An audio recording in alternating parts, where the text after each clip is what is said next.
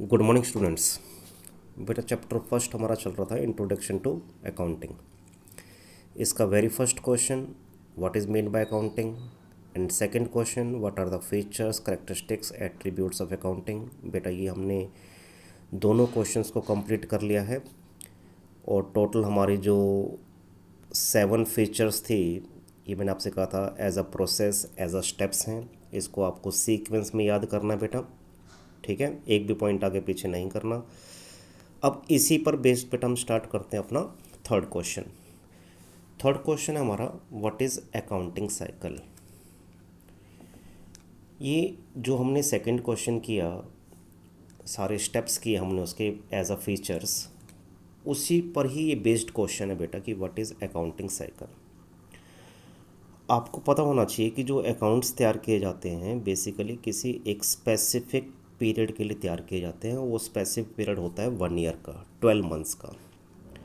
Start होता है बेटा ये 1 अप्रैल से और एंड होता है 31 मार्च को।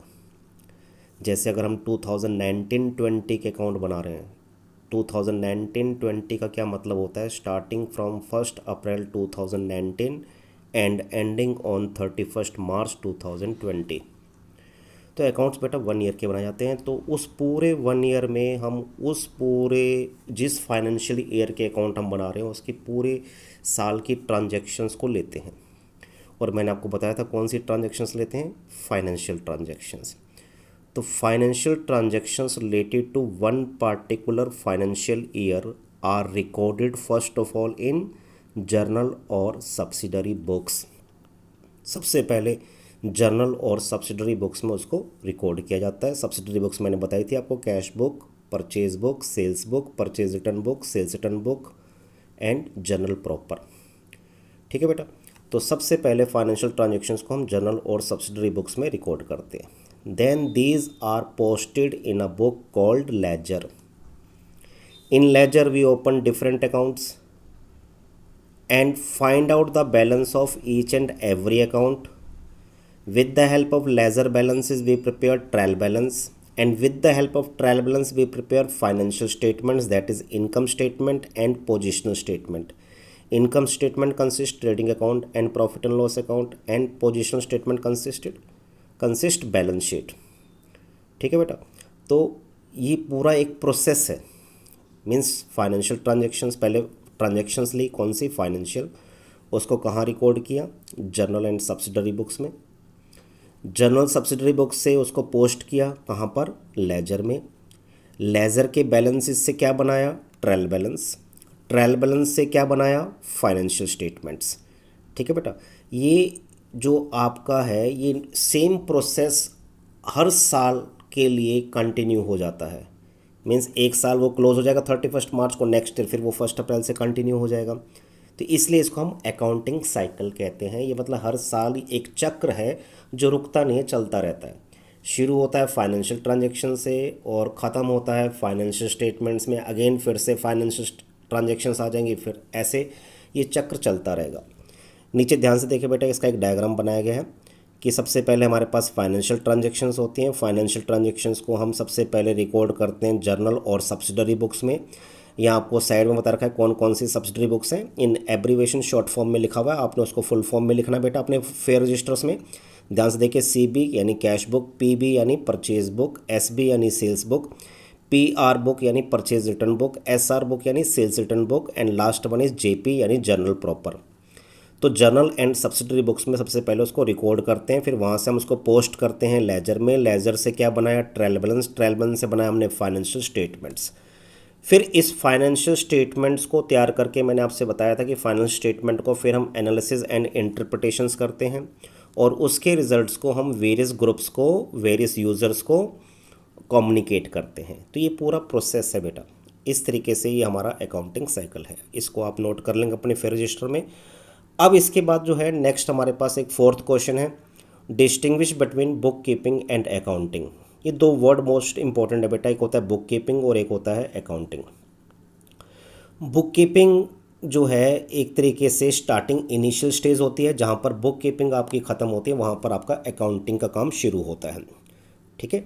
बुक कीपिंग एक जूनियर स्टाफ के द्वारा जिसको कम नॉलेज हो, लेस नॉलेज हो, वो भी उसको बुक कीपिंग को कर सकता है, लेकिन जो अकाउंटिंग है उसके लिए एनालिटिकल नॉलेज चाहिए, हाई नॉलेज चाहिए बेटा। ठीक है, तो इस पर बेस इस तरीके से आपको कुछ इसके डिफरेंस दे रखे हैं, ध्यान से देखिए। पहला बेसिस हमने लिया स्कोप।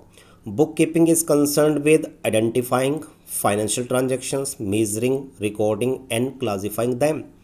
मीन्स स्टार्टिंग के जो मैंने आपको स्टेप्स बताए थे, सबसे पहले आइडेंटिफाइंग बताया था, फिर मेजरिंग बताया था, ठीक है बेटा, मेजरिंग के बाद फिर रिकॉर्डिंग बताया था, उसके बाद क्लासिफाइंग बताया था। तो क्लासिफाइंग तक के जो स्टेप्स हैं, यानी जो 4 स्टेप्स हैं, वो आपके बुक कीपिंग में काउंट होते हैं। और अकाउंटिंग में बेटा, accounting is concern with summarising, interpreting and communicating the results. यानी जो बाकी जो लास्ट के 3 आपके स्टेप्स बच गए, कौन कौन से? समराइजिंग, उसके बाद एनालिसिस एंड इंटरप्रिटेशंस, और उसके बाद कम्युनिकेटिंग। ये आपका अकाउंटिंग का पार्ट है। सेकेंड पॉइंट ऑफ डिफरेंस बेटा, stage. It is a primary stage, it is the basis for accounting. ये इनिशियल स्टेज है, जैसे मैंने आपको पहले ही बताया, इनिशियल स्टेज है, पहले आपको बुक कीपिंग करनी पड़ेगी। जब बुक कीपिंग हो जाएगी फिर वो अकाउंटिंग के लिए बेस बन जाएगी। और अकाउंटिंग क्या है बेटा? It is secondary stage, it begins where book keeping ends. ये तब स्टार्ट होती है जब आपका बुक कीपिंग का काम खत्म हो जाता है। तीसरा पॉइंट बेटा दे रखा आपको, objective. Objective of book keeping is to maintain systematic record of financial transactions. Systematic record करना फाइनेंशियल ट्रांजैक्शंस का बुक कीपिंग में काउंट होता है। और अकाउंटिंग का ऑब्जेक्टिव क्या है? The objective of accounting is to ascertain the net results of operations and financial position and to communicate it to the different users of accounting. Accounting का objective है कि आपने जो बुक कीपिंग करी उसके बेस पे अब आप उसको कंक्लूजन वे में एक अंडरस्टैंडेबल फॉर्म में प्रेजेंट करो, मीन्स समराइजिंग करो, फाइनेंशियल स्टेटमेंट तैयार करो, फिर उसको इंटरप्रेट और उसका एनालिसिस करो, उससे जो रिजल्ट निकल कर आएंगे उससे आप डिफरेंट यूजर्स को कम्युनिकेट करो। फोर्थ पॉइंट दे रखा है, nature of job. This job is routine in nature. मतलब मैंने जैसे बताया था कि ट्रांजैक्शंस को जो हम रिकॉर्ड करते हैं जर्नल और सब्सिडरी बुक्स में, ये क्रोनोलॉजिकल ऑर्डर पे होता है। हर डेट वाइज आप इसको रिकॉर्ड करते चले जाओगे, मतलब ये रुकेगा नहीं। तो ये रूटीन नेचर का जॉब है आपका। जबकि अकाउंटिंग जो है, दिस जॉब इज़ एनालिटिकल और डायनामिक इन नेचर। मीन्स ये एनालिटिकल टाइप का है, इसके बेस पे आपको इंटरप्रिटेशंस करना पड़ेगा, एनालिसिस करना पड़ेगा, ठीक है, और उसके बेस पे कंक्लूज़न निकालना पड़ेगा। फिर हम पास्ट ईयर को करंट ईयर से कंपेयर करके कंक्लूड करेंगे कि भाई हमारी पोजीशन साउंड है या वीक है। तो ये हर साल चेंज होता चला जाएगा, ये डायनेमिक नेचर का होता है बेटा। और फिफ्थ पॉइंट आपको दे रखा है, performance. It is perform by junior staff. यानी कौन इसको परफॉर्म करता है? Junior staff. और अकाउंटिंग कौन परफॉर्म करता है? Senior staff. सिक्स्थ पॉइंट आपको दे रखा है, special skills. Book keeping is mechanical in nature and thus does not require special skills. इसको करने के लिए कोई स्पेशल स्किल्स की ज़रूरत नहीं है। जबकि अकाउंटिंग जो है, मैंने कहा था, काफ़ी एनालिटिकल टाइप का है। इसमें एनालिसिस और इंटरप्रिटेशन करना पड़ता है, और एनालिसिस इंटरप्रिटेशन जो है वो इजी टास्क नहीं होता, उसके लिए आपको डीप नॉलेज चाहिए। तो स्पेसिफिक नॉलेज, स्पेशल स्किल जो है, आपको एबिलिटी चाहिए अकाउंटिंग को परफॉर्म करने के लिए। जबकि बुक कीपिंग के लिए आपको सिर्फ रूटीन नेचर की और सिंपल एक सिंपल टाइप की नॉलेज होनी चाहिए। स्टार्टिंग में बेसिक नॉलेज होनी चाहिए कि भाई ट्रांजैक्शंस को आपको एनालाइज वो करना आना चाहिए, कि आइडेंटिफाई करना कि वो फाइनेंशियल ट्रांजैक्शंस है, नॉन फाइनेंशियल ट्रांजैक्शंस है, और उसको एक सिंपल स्किल और नॉलेज के बेस पे आपको रिकॉर्ड करना आना चाहिए कि सिस्टमेटिकली हम कैसे जर्नल सब्सिडरी बुक्स में रिकॉर्ड करते हैं और कैसे हम उसको आगे क्लासीफाई करते हैं, लेजर में पोस्ट करते हैं। बस इतना स्किल आपके पास होना चाहिए। जबकि अकाउंटिंग के लिए आपके पास डीप नॉलेज होनी चाहिए, क्योंकि इसमें एनालिसिस और इंटरप्रिटेशंस होता है बेटा।